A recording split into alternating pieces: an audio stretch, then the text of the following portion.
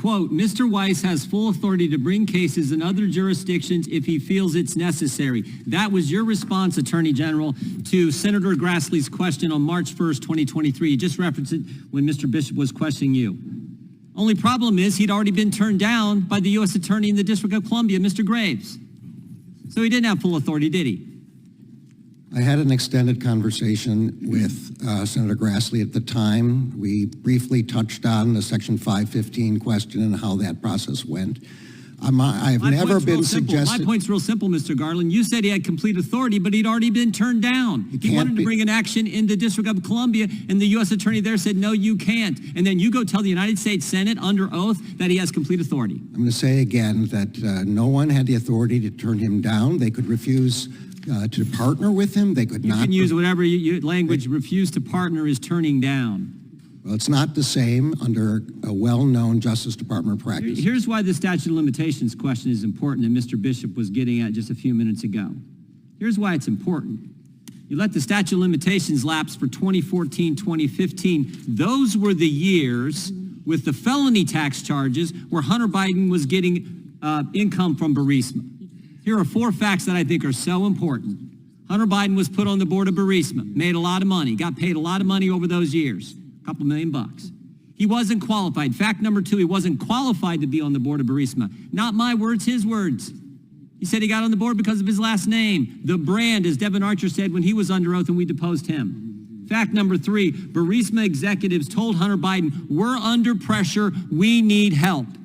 Fact number 4, Joe Biden goes to Ukraine, leverages our tax money, American people's tax money, to get the prosecutor fired who was applying the pressure. Interestingly enough, that fact is entirely consistent with what the confidential human source told the FBI, and they recorded in the 1023 form, the same form Mr. Wray didn't want to let this committee and the Congress see. That all happened. That all happened. And what I'm wondering is why you guys let the statute of limitations lapse for those tax years that dealt with Burisma income. There's one more fact that's important, and that is that this investigation was being conducted by Mr. Weiss, an appointee of President Trump. You will, at the appropriate time, have the opportunity to ask Mr. Weiss that question, and he will no doubt address it in the public report that will be transmitted to the Congress.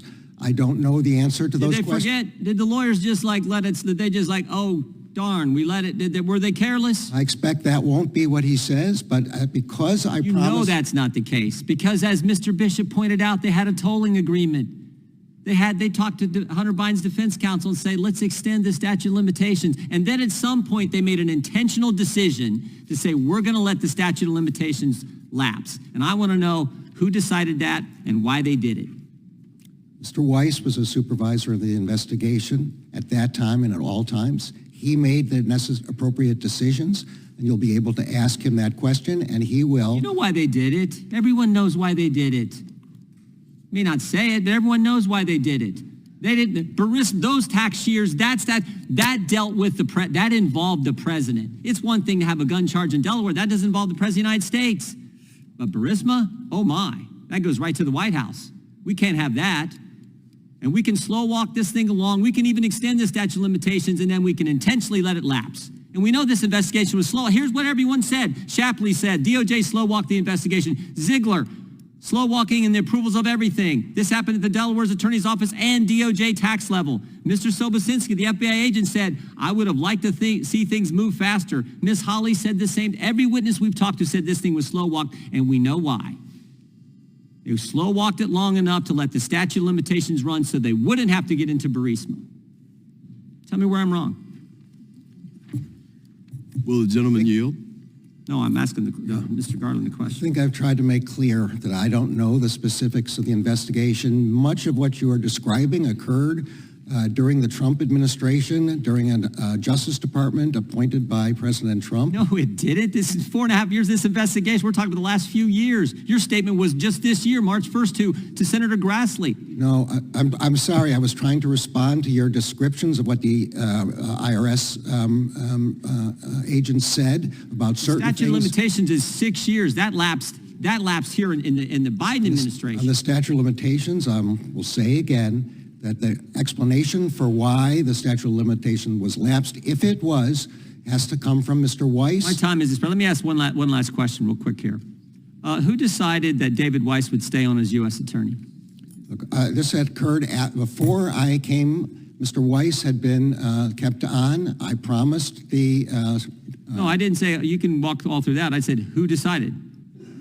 The White House decided. Mr. Weiss, right? They serve at the pleasure of the president, right? Mr. Weiss was... Joe Biden decided to keep David Weiss as U.S. attorney. You weren't sworn in until March. He was told he was going to stay on in February. Expired. Pretty fundamental question. Who decided David Weiss was going to stay as U.S. attorney in Delaware? Mr. Mr. Weiss... Chairman, your time has expired. Mr. Chairman, your time has expired.